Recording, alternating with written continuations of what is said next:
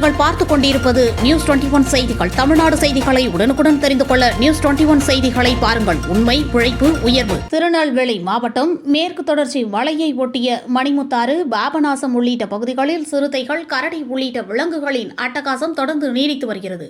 கடந்த சில மாதங்களுக்கு முன்பு விகேபுரம் அருகே உள்ள வேம்பையாபுரம் பகுதிகளில் கூடு வைத்து 2 சிறுத்தைகள் அடுத்தடுத்து பிடிக்கப்பட்டது.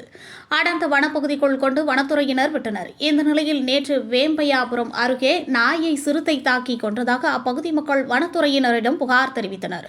இதனிடையே இன்று மணிமுத்தாறு அணை அருகே உள்ள மேய்ச்சல் பகுதிகளில் விவசாயி மாரியப்பன் என்பவருக்கு சொந்தமான ஆடுகள் மேய்த்து கொண்டிருந்ததாக தெரிகிறது.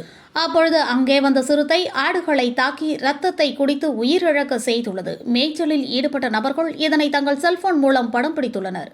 இச்சம்பவம் அதிர்ச்சியை ஏற்படுத்தியுள்ளது.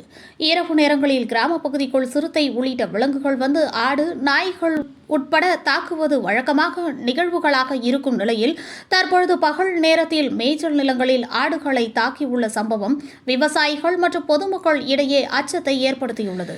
இதனால் அப்பகுதிகளில் நடமாடவே பொதுமக்கள் அஞ்சும் சூழல் ஏற்பட்டுள்ளது. வனத்துறையினர் கூண்டு வைத்து சிறுத்தையை பிடித்து அடர்ந்த வனப்பகுதிக்குள் கொண்டுவிட வேண்டும் எனவும் அவர்கள் கோரிக்கை விடுத்துள்ளனர்.